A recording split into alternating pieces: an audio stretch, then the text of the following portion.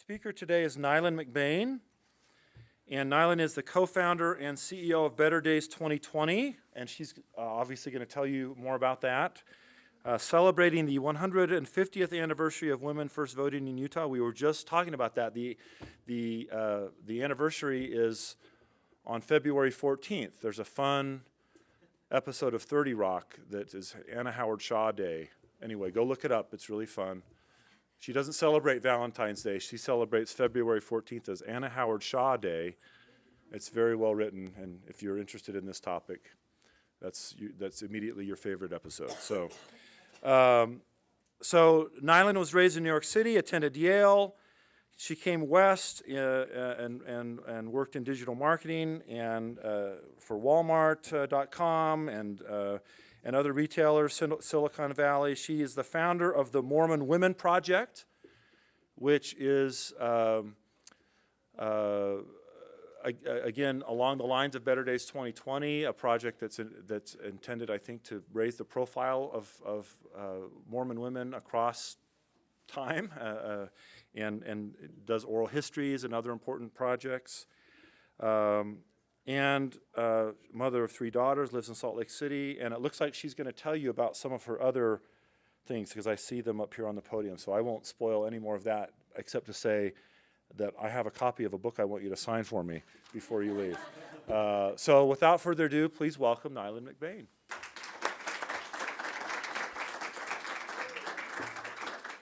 Thank you so much. Can you hear me? Is this okay?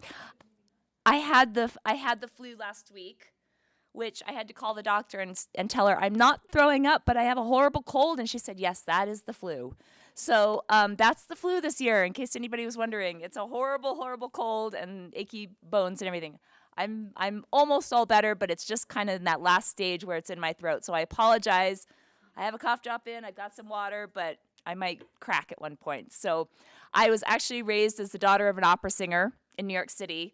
And so your voice's health and its ability to crack at any moment is a matter of life and death, professional success in the home that I was raised in. So fortunately, the stakes aren't quite so high today, but I do appreciate your patience with my voice. So I'm so honored to be here at the Kennedy School. I've spoken here a couple of times, and it's always such a happy place to be here on the BYU campus. I feel like there's such a wonderful outward-looking perspective here that is really in touch with the complexities of the world and how you can be a part of them as you go forth after your school time here. And I just love what they're doing here, and I'm honored to be a part of it. I'm also honored to be asked to do this today. It's kind of always amusing for me to be invited to do something like this because in many ways I don't feel like I have a career worth giving a class about, and certainly not a political science career, although as I step back at and look at what I'm doing right now, I actually just spent all morning at the Utah State Capitol, which I'll talk about. So I guess I do qualify as a political science experienced contributor at some point with what I'm doing now. So I will explain what I'm doing now, and I was asked to explain what I'm doing now, what occupies my time. I was asked to explain how I got here, which is a very circuitous route, but one that may be similar to what some of you go through in the next decades. And also to give some advice to you as you're starting out thinking about what your next decades will look like and how you will spend your time and how you will make a contribution. So before I tell you anything else about myself, I'm just going to delve in and spend some time talking about what I'm doing now. As Professor Monson mentioned, I am the founder and CEO of an organization called Better Days 2020, which is an organization dedicated to celebrating the fact that Utah was the first place where women voted in the modern nation. Who knew that? Raise your hand if you knew. Oh, good political scientists. I love it. That's great. Well, if you were born and raised in Utah and you took, that'll save my voice. If you took Utah Studies in 4th or 7th grade, It is likely that you never heard this history. Most of the people that we have surveyed do not know this history. They also do not know that Utah was the first place that elected a female state senator in the nation, and that our leading suffragist here in Utah, Emmeline B. Wells, actually met 4 U.S. presidents in her work for women in Utah and in the nation, and that she edited one of the longest running suffrage newspapers in the entire country, the Woman's Exponent, which was closely linked with the Relief Society and with the LDS Church at the time. So we feel like this history is worth celebrating. We in Utah today have some of the lowest statistics in female voter turnout rates in the nation. We have some of the lowest rates of women graduating from college and university. We have some of the lowest rates of women in elected elected positions, and we have some of the lowest rates of women in corporate governance.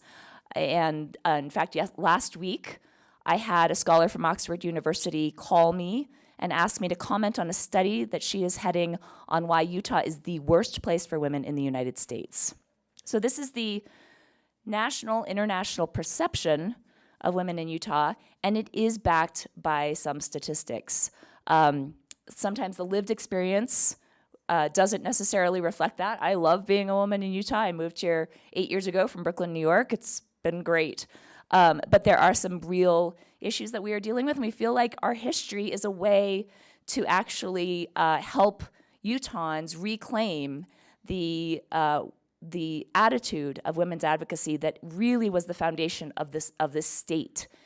In fact, when the state was founded in 1895, the debated issue at the state constitutional convention was including women's suffrage in the state constitution. And Franklin S. Richards, who was an LDS apostle at the time and also a legislator, said that the inclusion of women's suffrage into the state constitution and the work that had been done to advocate for women in Utah at that point was the shining star of Utah's statehood, and that it would radiate to its sister states, and that it would be the beacon light of civil and religious liberty throughout the nation. That is what it meant to be a Utahn at the end of the 19th century and well into the 20th century, until political and religious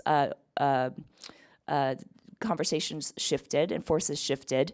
But we think that bringing that attitude back will help strengthen Utah women in the future and men to understand that Utah women lead. We graduate from school, we're highly educated, we are committed to improving our communities, and we have precedents for being highly civically engaged. And so what we are doing right now is working on a campaign, and I'm sorry the copy editor and me realizes there's a capital W there, which there shouldn't be. But our campaign is designed to help all Utahns know these 3 things by the end of 2020, and to let that history work on them and affect them, and to reclaim, as I said, this idea that Utah was actually 50 years ahead of the nation, and that the Western United States was actually the leaders of the nation in granting political freedom to 17 million women. Eventually, in 1920, the 19th Amendment was passed, granting women the right to vote throughout the country. But it was one of the longest civil rights struggles in the American history, and you would just hopefully be horrified and shocked to learn about how hard it was from over the course of about 70 years to convince people that women had the inalienable right to participate in civic governance. This is the quote by Franklin S. Richards that I was referring to. Equal suffrage will prove the brightest and purest ray of Utah's glorious star. It will beckon our sister states and territories upward and onward to the higher plane of civilization and the fuller measure of civil and religious liberty. So, one of the ways that we are bringing this history to Utah, to Utahns, is through legislation. We are also, we are right now working on a resolution. I'm going to go actually here for a second. Which is being sponsored by Senator Todd Weiler in the Senate and Representative Becky Edwards in the House, to send a statue of Martha Hughes Cannon to the DC Capitol building in 2020. As I've mentioned, 2020 is the centennial of the 19th Amendment. The whole country is celebrating this. We have the first female state senator elected anywhere in the nation, and we think that she should make a trip to DC in 2020 as part of that centennial celebration. You may know from visiting the Capitol building with your families, every state has 2 statues. There's 100 statues in the U.S. Capitol Rotunda. And the statues represent people from each state, notable people from each state. Right now we have Brigham Young and we have Philo T. Farnsworth, who was instrumental in creating the original technology for the television. He's been there for 35 years, and the Capitol actually encourages states to rotate their statues out every 10 years. So we have an overdue opportunity. And this what we're proposing is simply a resolution. It's not, anything that's we hope is taking up, well, it's proving to take up a lot more brain cells than we anticipated. But we hope that the priority is always on education and healthcare and, homelessness and all of that. But this is a symbolic gesture. It's a ceremonial gesture to show the kind of value and brand identity that we want Utah to have to the nation. And as I mentioned, our brand identity around women is struggling right now. So this is a unique opportunity to take advantage of this anniversary. So this is a piece of this is a resolution. It's ceremonial, but we proposed it in the Senate last week through Senator Weiler. It was voted on and passed 21-7, and so now then it went into, as you may know, the Rules Committee, the House Rules Committee. Which means that it moved from the Senate, and now it's going to go into the House. And there's a process of prioritizing bills and resolutions before it gets to the House floor.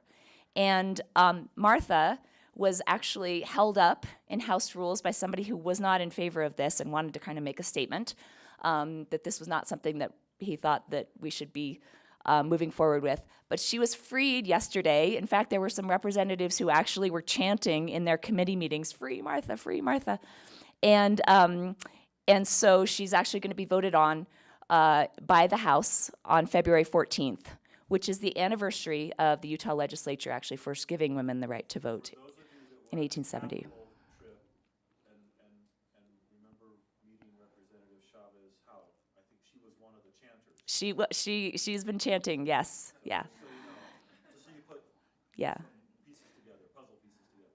Another fun thing that's been happening at the Senate and the House, during the day of the Senate vote, those who were in favor of Martha actually wore a yellow rose, which is the symbol, the 19th century symbol, and the early 20th century symbol of the 19th Amendment's support. And that was very moving, actually, to see so many of our senators wearing that yellow rose, and we're going to be providing them for the representatives next week as well. And you may know the famous story of the one vote among the Tennessee legislature in 1920 that actually ended up being the one deciding vote that ratified the 19th Amendment. Tennessee was the last state that needed to vote on ratifying the 19th Amendment to get to the two-thirds majority. And in the Tennessee legislature, it was a really heated battle. It was really kind of deadlocked. And there are stories of how you could tell which legislature was supporting the amendment and who was against it by what color rose they wore. They wore a yellow rose to support it or a red rose to show that they were against women's suffrage. And there was one young legislator who was undecided, and he looked out upon the floor, and it was literally a deadlock, and he was the deciding vote. And he received a letter from his mother the night before saying, "Don't you dare, don't you dare let this pass without voting for it." And so famously, it was the letter from the mother and the one vote that finally ratified the 19th Amendment after 70 plus years of that campaign. So our campaign is not lasting 70 years. It feels like it right now in the middle because we're in the heat of it. But I just wanted to show you the kind of fun things that we're doing right now. We have these memes. This is the way political action gets done these days. So this is actually a fun statement. When Martha Hughes Cannon ran for state senate, it was the first time a woman could run in the state of Utah. They'd just gained statehood. and it was the first election in which a woman could run. She actually ran against her own polygamous husband, Angus Cannon, and she beat him. And so the Salt Lake Herald at that time endorsed her by saying, she is the better man of the two. So I mentioned, so legislation, we are also doing education. We are about to launch this in a major school district in Salt Lake Valley. This is our education website.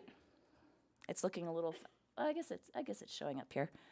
But this is our education website. And you can see it's still a work in progress. Here is a place for a quote from one of the leaders of women's rights. But I show this to you just so that you can see the kind of work that we're doing. This is a timeline with photos that this history literally has never been told in a consumable, certainly mass consumable way. This history exists currently in PhD dissertations, in collected biographies of prominent Mormon women that kind of get, maybe 5,000 copies are ever sold. And it is literally an uncovered gem of a story. So we've had to really create all of these materials from scratch. One of the things we are doing to popularize this history is we've commissioned 50 of these portraits of Utah women's advocates. Here's Emmeline Wells, who I mentioned met 4 U.S. presidents and edited the Woman's Exponent. This is Emily Richards. She is greeting Susan B. Anthony in her home in the Avenues.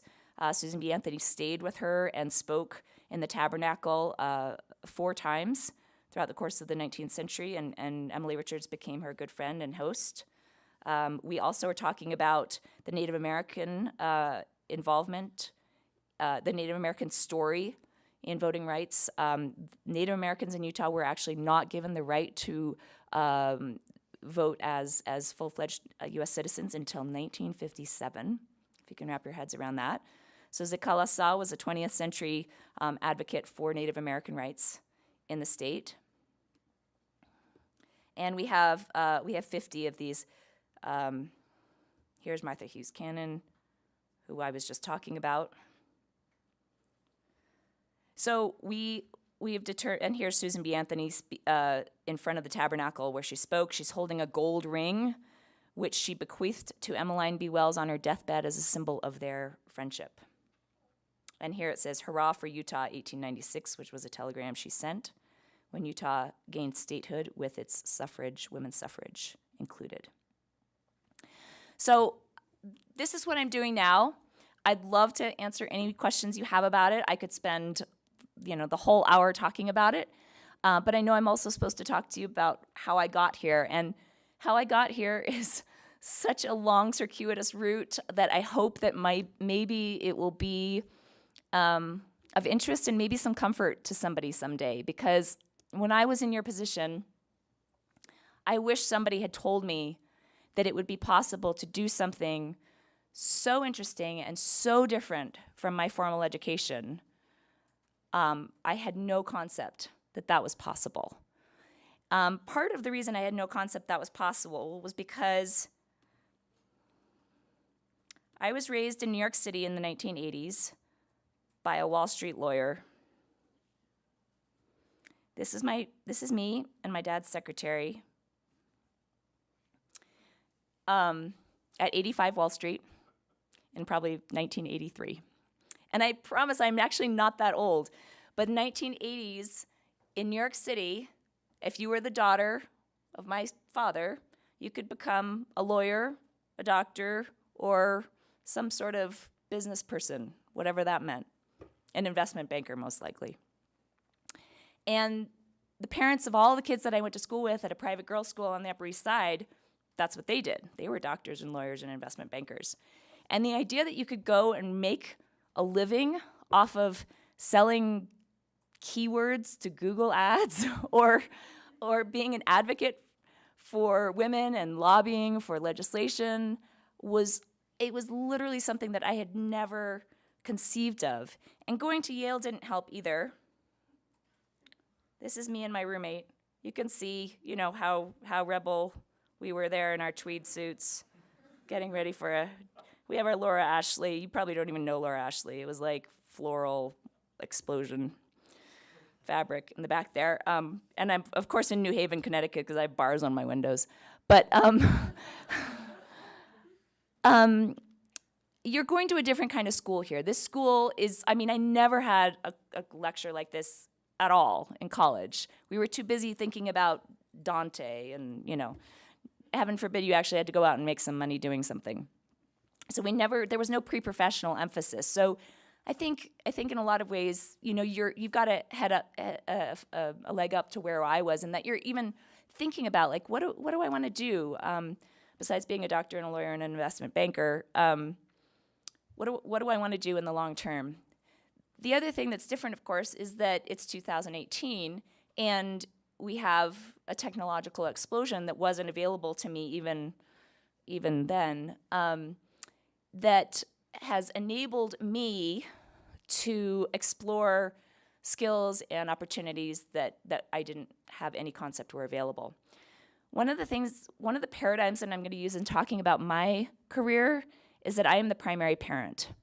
So, I went to an all-girls school growing up, and I was told that I could do anything and be anything, which is wonderful, except I was also Mormon, and I was an only child growing up, so I had no model of how parents have to juggle children. My parents eventually were divorced as well. So for me, I've had to learn along the way that in order for me to have fulfilling opportunities in the public sphere, in the corporate sphere, in the political sphere, or even just in my own personal fulfillment, there is a juggle with this other team member, i.e. my husband, who I just never had any model of growing up. And so for me, the idea of that somebody at some point, and in my marriage it's flipped back and forth, somebody at some point has to be the primary parent, is I think a concept that often gets lost when we're talking about our career aspirations. And I think since we are in a BYU setting here, I think it's really helpful to talk about that team that you are with your spouse, and that inevitably at some point in your careers, whether you're a man or a woman, that will be a give and take. At some point in your life, you will be the primary parent if you have children, if you get married and have children, and at other times in your life, your spouse will be the primary parent. And you have to be flexible about that, and I would encourage you to be flexible about that. It is absolutely a given that somebody in a marriage will have a greater interest in a particular industry or will have a greater aptitude for work than the other person. And that may be the wife, it may be the husband. It doesn't really matter these days. What's wonderful is that you can actually have that give and take over the course of a career, and both can have that opportunity. You just have to work as a team to figure out whose turn it is at what point. When we first graduated from college, my husband and I decided to get a strong foundation, which is probably one of the most important things that we have both done in our careers, which meant that we got the best job possible with the most rigorous world-class training possible. We didn't go to fly-by-night tech startups right out of college. My husband went to JP Morgan for 2 years of investment banking, and I went to Walmart.com to learn basic retail branding. It was the best thing we could have done because it was like an apprenticeship, especially since we were coming out of Yale where we didn't have pre-professional experience. We were taught the ropes there in those jobs. And if we had tried to go off and be an entrepreneur right out of school, for me and my husband, that would not have worked. For some of you, maybe and political science careers are different than that. But for us going into business, we needed that apprenticeship time. For my husband, it was 2 years of investment banking. For me, I ended up staying at 6 years at Walmart.com. This is what happened to me at Walmart.com. So you can see that actually getting into the job market and into the workforce, it actually like woke me up. I'm like, oh, this is real life. Okay, no more tweed.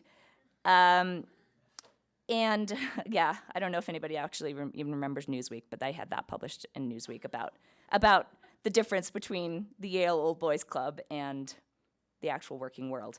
This was Silicon Valley in 2000, and so everybody was very heady on this cultural change that was happening in the workforce, and I certainly got swept up in it and was excited about it.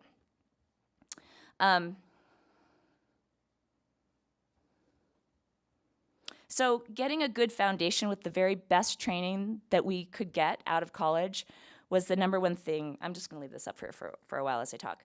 Was the number one thing that my husband and I could do to start off our careers.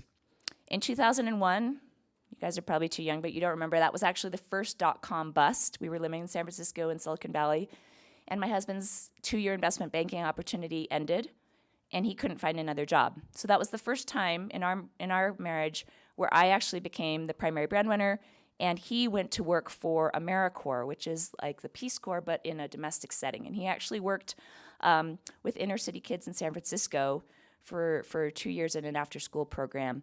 And that was wonderful because, you know, he'd gotten this really great foundation, but then he was able to go off and pursue something that was kind of interest to him, sort of inner city education. And he got it out of his blood while I was holding down the fort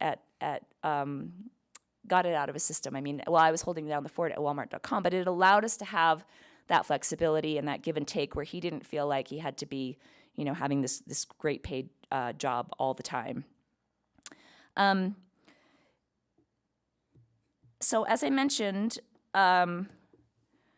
despite that first hiatus, when he went back to work, he actually went to Walmart.com after that 2-year AmeriCorps experience and started specializing in consumer finance. It was at that point that I started taking a step back and we had our first child. At that time, then I found a more flexible job at a children's clothing company called T Collection, where it was small, there was a small team. I could work from home when I needed to, and I took the step back at that point. I'm not ashamed to say that we had absolutely wonderful nannies at that point. I loved our nannies in San Francisco. We've always had wonderful nannies. And I loved the opportunity to keep my skills sharp. At that point, I was only working 3 days a week, so it was a really great balance and give and take. I actually stepped out of the workforce entirely, though, because my husband went to Harvard for business school. So when we moved to Boston, I had 2 children, and I stayed home during those 2 years with them. And that, I actually think, is an important part of my career story, because what it did was it allowed me to have the time and space to actually figure out what made me happy. And this is one of the next things that I pieces of advice I'd love to leave you with. Determine what makes you happy. And it sounds so simple, but when you're on what we call the achievatron, especially when you're getting into these big fancy schools and you're paying a lot of money for these degrees, there's a tremendous amount of pressure to have your success look like a certain thing, right? You're supposed to be in the C-level by a certain time, you're supposed to be making a certain amount of money, you're supposed to be having a certain amount of social impact, and we live in a day and age where, you know, that like Wall Street image that I showed you of my dad, that is no longer A, desirable, or B, possible. People do not stay at the same law firm or investment bank or business for that length of time. There's no company man anymore, right? So that path of success really has been broken down for your generation. And that's been a hard thing for my generation to learn, because we've been trapped in that idea that there is one path to success. If you're in academia, that means tenure. And some of these things still hold, of course, but in business and in sort of social impact environments, determining what success means for you, it's really the most fundamental thing. Do you want to make money? Do you want to make a lot of money? There are certain things that you will need to do to make a lot of money. Do you want to be able to have time to read a book at night before you go to bed or watch a TV show? Or are you still going at night? Do you want to get back on your computer and do a pet project, a passion project from 10 to midnight every night? Does that make you happy? Do you want to be publicly recognized? Do you want to be a public speaker? Do you want to be out in front of groups? Do you want to be managing people? It is very rare, at least in the business community and the advocacy community that I've been in, marketing community specifically, that people actually love the day-to-day tasks that they're doing at their desk, right? People go to work for different reasons than that. They go to work for the fulfillment of managing a team. They go to work because they like working with smart people. They go to work because it's fun to brainstorm and strategize with each other. They go to work because they like having the money. They go to work because they love that it's a 9-to-5 job and they can go home and forget about it every night, right? So there are different reasons why people go to work, and it will rarely be because of that scintillating task that you're doing at your computer. So figure out what success looks like for you. If success looks like quiet evenings where you have the freedom and the mental capacity to go read a book, seek after that. That will be success for you. And that takes a tremendous amount of self-awareness and confidence and courage to say that you're gonna craft the kind of success that is right for you. What my husband's business school time did for me was allow me to figure out what success looked like for me. When you take a step out like that for 2 years in the career that I was in digital marketing and traditional digital marketing, it was by definition going to mean that my career was not going to be on the same fast track that it had been on before. And for primary parents, that's just something that you have to accept. And you have to realize that there are different priorities, there are different paths to happiness, and that is part of the path for a primary parent. But the most important thing that I did during that time was I went back to things that I loved. I started writing. I was an English major in college. I'd written the whole time I was growing up and just had really loved personal essay writing. And so during that 2 years, I actually wrote a series of personal essays, and I self-published them. This is called How to Be a 21st Century Pioneer Woman. And it's just, it's really self-indulgent personal essay writing. It's not that great. But another thing that I hope to leave with you today is that you've got to start somewhere.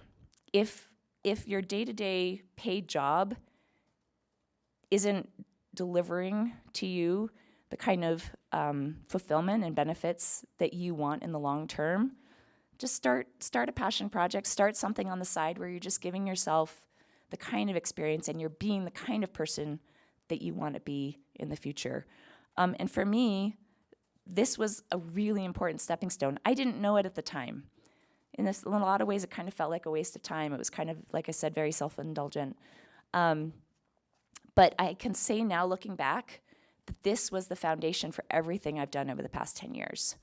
And I'll explain why I say that. But things will build on each other. And if you have some time from 10 to midnight every night, or if you're not getting what you need in your day job, seek to build some other skills. And if you're consistent about it, and if you love what you're doing, they will pay dividends eventually. Although sometimes it's hard to recognize that at the time. When we moved here, I didn't know when or if I was going to be going back to work. I didn't know if it was going to be in digital marketing. As I said, I'd been off that track for a couple of years, and especially in that industry, things change very quickly. When I was when I was at the end of my career in Silicon Valley, we were working with Yahoo and MSN. So things change in that industry very quickly, and I didn't know if I was going to be qualified to do that anymore. But what I did know is that I'd loved thinking and talking and writing about being a Mormon woman.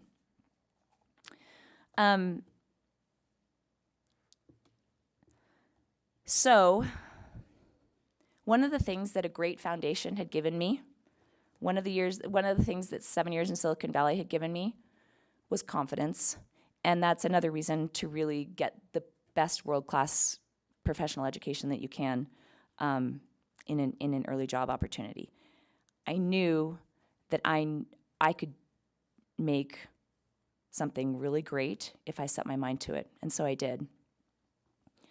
I had the time, I had the skills, and I had the passion to start the Mormon Women Project. Again, I also had the luxury of having my husband be the primary breadwinner at that time, and I was the primary parent. So that gave me the time and space to explore some of these other things. I had the digital marketing background, so I knew how websites worked. I knew how to build them. I knew what made them good. I knew content strategy from all of my years of experience. And I knew that I loved to write, and I loved to listen to people's stories. So in 2009, I started interviewing LDS women. It was a rather traumatic time for me personally in the church. I had a lot of friends who were leaving the church and kind of exploring their membership in the church, and a lot of their issues stemmed around the role of women in a patriarchal church administrative structure. And so what I wanted to do was go back to some of the stories of women that I had known growing up in New York City who had been such a great inspiration to me, and show women throughout the church that there were many ways to choose the right, that they didn't have to feel boxed into one particular vocation or one particular kind of being. So the site didn't look like this in 2009, but I had the confidence to just start asking people if they would tell me their stories. And I had the skills to record them, to publish them, and to market them. The Mormon Women Project was born. At this point, almost 10 years later, we have interviewed over 400 women in 22 different countries. I am no longer responsible for the MWP. It's under wonderful new leadership. We have Sunday school supplements, which are actually the gospel doctrine lessons added to by voices of women, both female leaders and also from the voices of our interview subjects. They're written by women from a woman's perspective, and they address the Sunday school lesson of that week from a female perspective. We have a podcast and a blog. We have special series that we do every once in a while. We just completed an end of childbearing years series, which was absolutely riveting, where we did, I think, several hundred stories that were submitted by women who have come at some point to terms with the fact that they're not going to have more children or any children. And so this platform, which started off so small, again, helped me build on skills that I had gained from world-class experience at the beginning of my career, and gave me the confidence to kind of go off and start figuring out, well, what does success look like for me? How can I take these tools that I've gained and use them in a cause that I believe in? We published another book. This is called Sisters Abroad, Interviews from the Mormon Women Project. This was not self-published. This was a step up. We actually found a publisher. So again, that theme of you start small and then you build up. This was a publisher called Patheos, which was a small religious publisher. And this started giving me some administrative experience. I, at one time, was managing about 60 volunteers. And I incorporated it as a nonprofit. It gave me that legal experience. I had to work on fundraising. We held a number of fundraisers, and I had to start managing the money and the legal responsibility of running a nonprofit. And again, this was all done while I was being the primary parent. So I didn't know where it would lead me necessarily, but when we moved to Salt Lake City 8 years ago, I had 3 daughters, and my youngest was about 14 months old, and I was called out of the blue by Bonneville Communications, which was an advertising agency that's owned by the church under Desert Management Corporation. And they said, we've heard about the MWP, and we'd like for you to come work for us on a campaign that we're doing called I'm a Mormon. And we think that your expertise in finding interesting Mormon women and interviewing them would be beneficial to us, especially since we are creating portraits of LDS people from around the world, and we're a team of men sitting around a conference table trying to figure out what people will resonate with. So I joined Bonneville Communications, and it was a very clear,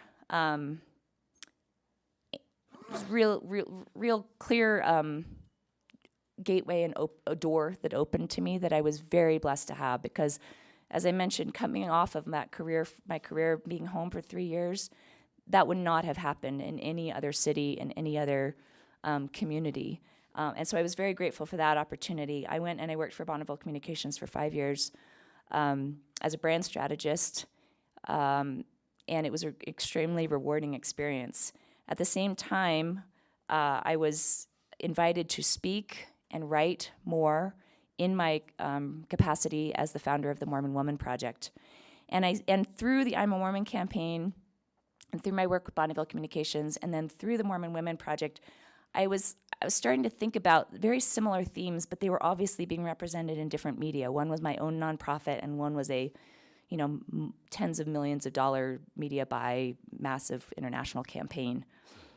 But the common thread that really emerged through all of that for me was this passion about women's advocacy, especially within the church. And as I continued to write and continue to express my views, and as I continued to interview and gather stories from people, I received some other invitations to speak and write. And in 2012, I was invited to speak at the Fair Mormon Conference, which is an apologist Mormon conference, a very conservative Orthodox audience, and they asked me to come and speak about women in the church, which I didn't have a lot of experience doing to that sort of audience previously. So I worked very hard on that talk. It's ended. I gave the talk in 2012. While I was still standing up there, people were raising their hands in the audience and calling me apostate and telling me to get off the stage. That talk has been read 250,000 times since then.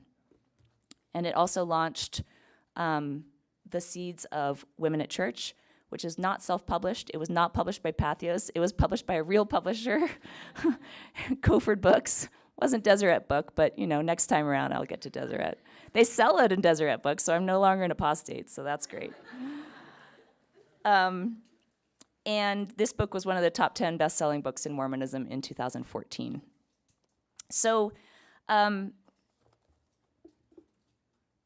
I've had a couple of other forays into marketing and kind of other things along the way. When I left BONCOM, I went to go be the chief marketing officer for an educational technology company. That didn't last very long, partly because the company moved to Texas, but partly because I realized that that wasn't success for me. For me to be happy, I need to be working in women's advocacy. I wanted to take it beyond the church. Working within the church and women's advocacy had been very emotionally draining, so I moved broader to obviously what I showed earlier, women's advocacy within Utah, and now the legislature is getting very emotionally draining for me. But I'm happy with what I'm doing, and coming from a very high-pressured elementary school and a very high-pressured college, and then seeing my husband go to Harvard, it's been a lifelong process for me to put aside that definition of success and to say I don't have to be making a lot of money and I don't have to be in a C-level position to have what I consider to be a sense of peace about what I've accomplished. There have been other times since we've lived in Salt Lake that I've taken on the primary breadwinning opportunity, and my husband has been the primary parent. He's now the CFO of one of the tech companies here. But he's had his own struggles and his own pushes and pulls and his own times of unemployment and being laid off, and that's just the way the modern career works. And I wish that I had been prepared for that better, so that, contrary to what my dad believed, I would have known that there was a world out there besides being a lawyer, a doctor, or an investment banker. I'm extremely grateful for the unscripted and sometimes tumultuous changes that have really forced me to be creative and look within myself and figure out what I really am good at and what really makes me happy, while still being able to provide for my family. And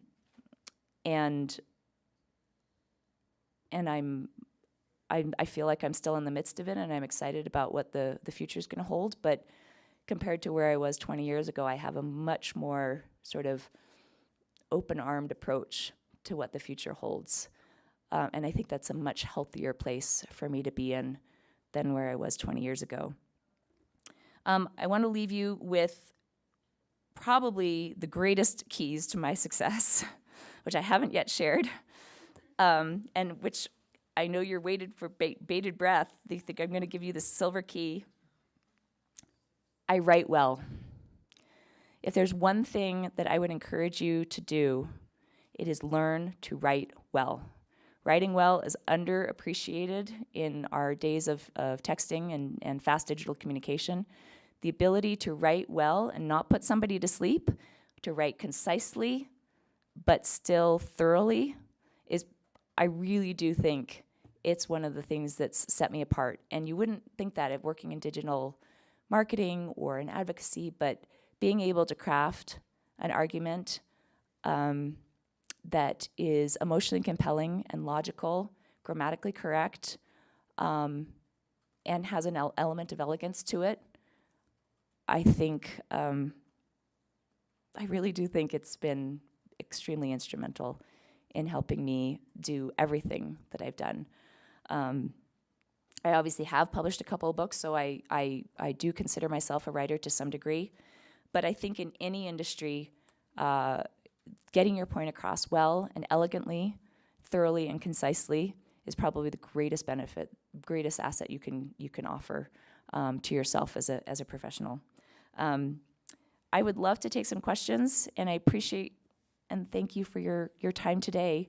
I hope that I've offered something of worth that comes back to you in a few years as you're looking ahead and maybe even looking back in the future on your own path. So thank you again for having me.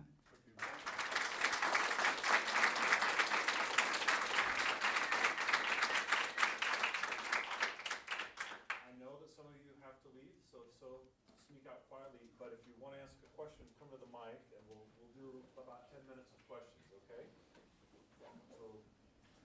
come to the mic and share your name and ask your question. That'd be great.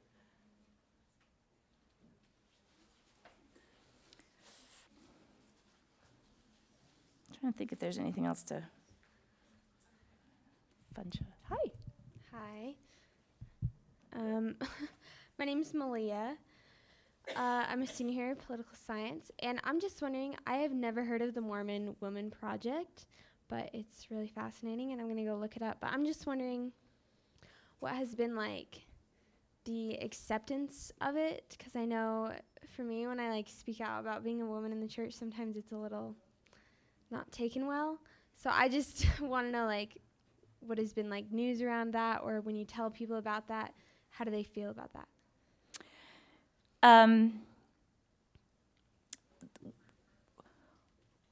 The approach with the MWP 10 years ago was very strategic, meaning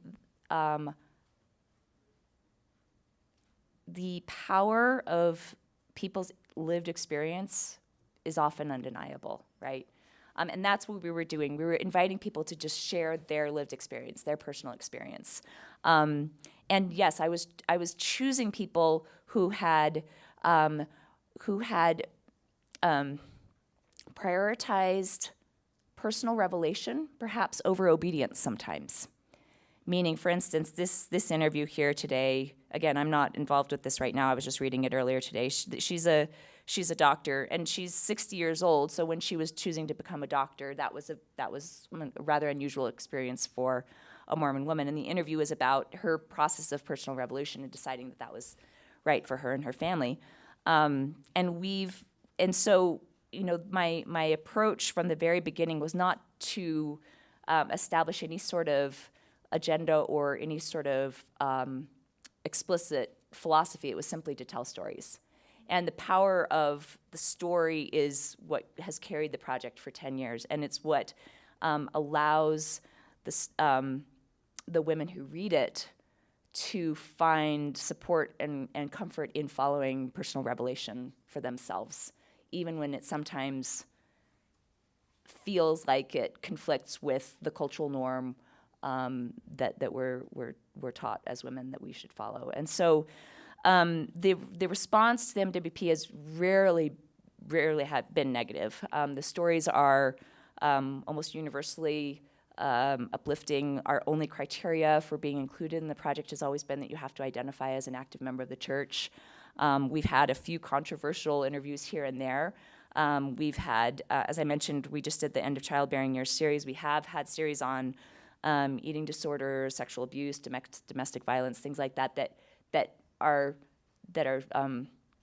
not controversial, but that have just spurred thought. But the MWP itself has remained a really uplifting and inspiring and safe place for a lot of people. My personal speaking, as I mentioned, especially to more Orthodox crowds, has not always been taken well, but I would say that the difference between when I started speaking in 2012 and today in 2018, the difference has been absolutely dramatic.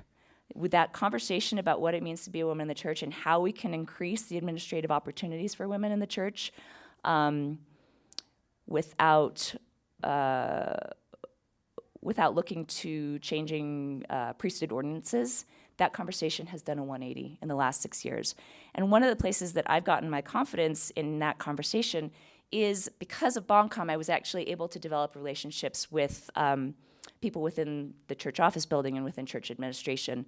And I just had the opportunity to get to know people in public affairs and actually some ecclesiastical leaders. And I will tell you personally that the conversations about women in the church are more advanced on the general leadership level than I have found them to be in our mainstream membership. The general leadership is very anxious and excited for mainstream membership to catch up with them. And nowhere have I had more pushback on our ideas than among mainstream women in the church. My stake president is Bruce R. McConkey's grandson, and if anybody's going to be hardline, it's him, and he is thrilled about all of these ideas, and he and his wife are implementing them all throughout my stake. And I'm finding that is the new tenor, that is the new norm, and we have to expect it to be the new norm, and we have to act the way as that's the new norm. And you should have every confidence in those conversations to say that you can respect and honor priesthood ordinances, and that you as a woman have an incredibly important voice in church administration. Because when women, and the expert in this is in the room, when women are in decision-making bodies, decisions change. I am in my ward council right now. There are 3 women in my ward council, and there are 10 men. That's the right ratio, right, Chris? 3 to 10. We'd like it to be a little bit different. Decisions change when you have 30% of women in decision-making bodies. And that is true within the church, even in a revelation-guided church. It's true in a church, it's in a boardroom, it's true in a political caucus. And that is something that you need to insist on. All right, thank you. Let's take these 3 questions, and then I think we're going to have run out of time by then. So stay in line. Okay. I can stay too. So. We'll get these done, and then that'll probably have to be it. Hi, my name is Lori Bacci. I study international relations here, and I work for the Women's Stats Project here. Oh, great. So you touched on this in your response to the last question. I read your book, Women at Church, about a year ago and loved it. Thanks. I'm curious about what specific aspects and recommendations in it have been the most well received and most helpful that you found like after you published it? I mean, the book is obviously, if anybody's read it, it's very suggestion heavy. It's very technically heavy about, this. These are the kinds of ways that bishops can work with young women's organizations, and these men and women can work together in administrative bodies. But at the I think the most important thing about the book is just the overarching philosophy that there is more that we can do to include women in church administration, and that a lot of what we do is based on tradition or cultural expectation. And so, when we look at pretty much everything in the church with that lens, we find these opportunities, and people are finding them all over the place, even in places that I didn't think about. I did mention this one, but I've heard this one a lot. A stake president in Connecticut was telling me that the high council speakers that he assigns to different wards, he assigns as their partner speaker a member of the Relief Society presidency or the Young Women's presidency or the primary presidency from the stake. And I bet if we asked any of the women in the room if you could ever name one of your stake Young Women's primary president or Young Women's leaders, you probably would not have known who that woman was, right? And so things like that, that probably has actually been one of the most important ones. I also, so having those women go to the wards and speak as ecclesiastical authorities has been really impactful. In my ward, for instance, my bishop actually came to me. I'm Young Women's president, and he actually came to me and said, you've got this senior who's graduating with her Personal Progress Award, and I hadn't mentioned anything to him, and he wrote me an email, and he said, I'm looking over the requirements for this Personal Progress thing, and this is serious. This is like an Eagle Scout Award. Do we do anything about this? And I said, well, funny you should mention it, Bishop. So he came to me and he said, what can we do for this graduating senior girl? And I said, that is music to my ears. Thank you. So we're planning something for her. And it's going to be in sacrament meeting. She's not going to go get her own court of honor or anything, but it's going to be at the end of sacrament meeting when everybody is in attendance and not distracted by announcements. And we're going to do a thing. We're going to do a ceremony at the end of sacrament meeting. And so the idea is, not that I've mentioned every little possibility in the book that could ever happen. It's just that men and women now have this idea that, wow, we can do stuff. We can think more creatively about this, and we can open up the possibility to seeing women up on the stand. We can have those stake leaders sit up on the stand. We can have them participate. We can have them speak last. In my ward, actually, we're now averaging more female speakers as the last speakers than male speakers, which, it may have, nobody may have even thought about that before, but subconsciously we, in sacrament meeting order, we always go from the youth speaker to the greater gravitas in ecclesiastical authority, which of course always ends with the man. So when you switch that up, people it starts challenging people to think, well, wow, I have to sit and listen to this woman as a spiritual authority, and that can be a little bit strange and unusual for some people. So I don't know if that answers your question, but I'd say the overarching philosophy is probably the most effective thing about the book. Hi, my name is Hamilton. I'm studying political science. So seeing your personal success in a professional setting, I myself am married to a professional woman, and so I think we're trying to figure out that balance between who gives and who takes. Yeah. But my question to you is, what would you say is your vision? I know you've talked a lot about the church and what you have suggested to see in the church. So, what would be your vision for, say, our nation, kind of on a big vision? scale? Yeah, on a big scale. So I actually have a term that I use sometimes when talking about the kind of principles that are in Women at Church. When I'm talking about that kind of philosophy in the workplace, I call it gender optimization. So gender optimization is the idea that both men and women have equal opportunity to care and compete, meaning that there's going to be a primary parent at some point. It's very rare that really couples can do co-parenting. But at all times. But gender optimization means that men have the opportunity to spend time with their children, but they also have time to pursue money-making opportunities or self-fulfillment opportunities, but that women have that same opportunity as well, and that the care of the home, the children, elderly parents, the care of self is given priority within the workplace, just as the opportunity to compete and make money is given priority in the workplace. And so I've actually studied this quite a bit.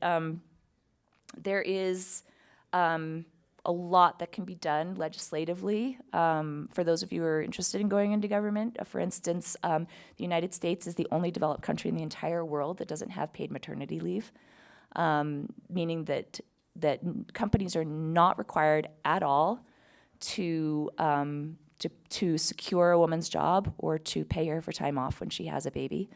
There is not legislation around breastfeeding opportunities in the workplace. For instance, the experience of a breastfeeding mother in a large corporate setting can be hugely varied. There can be really wonderful facilities, or there can be no facilities, and she can be penalized for it and put in an awkward position. So there are legislative opportunities, but also that's something that can be worked on in the workplace. And one of the ways that the workplace is going to adapt to that is by workers demanding it.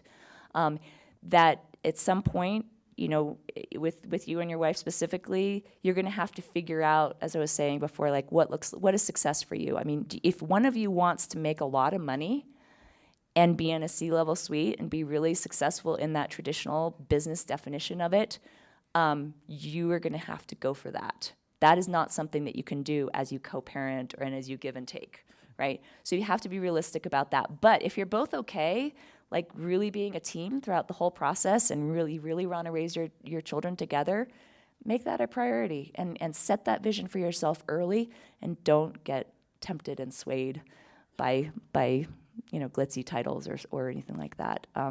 You will be much happier if you set a vision and stick with it than if you get swayed by things that the world tells you are important. Awesome. Thank you.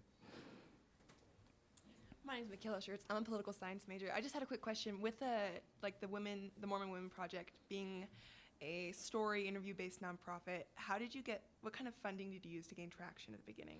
So the MWP has had very little funding. I will tell you where the funding came from. My father passed away, and he left me a little bit of money. And with that money, I actually paid for a ward member of mine in Brooklyn who was a designer at Martha Stewart Living to make our logo. Okay. And I paid for a WordPress account, and I got started. Better Days 2020, however, has a very large budget. In fact, one of the things I was doing up on the Capitol this morning was asking for a very large appropriation from the state legislature to help fund. We have an almost $10 million budget for the next 3 years. And that's coming from corporate donations, it's coming from grants, it's coming from private donors, and it's coming from the state. So I would say the MWP was great training because I was working in like thousands of dollars, and now I'm working in millions of dollars. The MWP was entirely volunteer. Mm-hmm. It always was on my part. That's why it was really nice that I had my Boncom job, my Bonneville Communications job, because and I don't want to say that it wouldn't have been worth it even if I hadn't had the Boncom job. I mean, for some people, again, if you're the primary parent and you're trying to build up a portfolio and you're trying to stay interesting and relevant in your industry, you will most likely need to volunteer your time to one extent or another, and that's not a bad thing. Lots of wonderful things happen from volunteer hours. That got a little excessive, so that's why I handed it off eventually, and it's in wonderful new hands now. But Better Days 2020 is a much larger scale, and we have paid employees.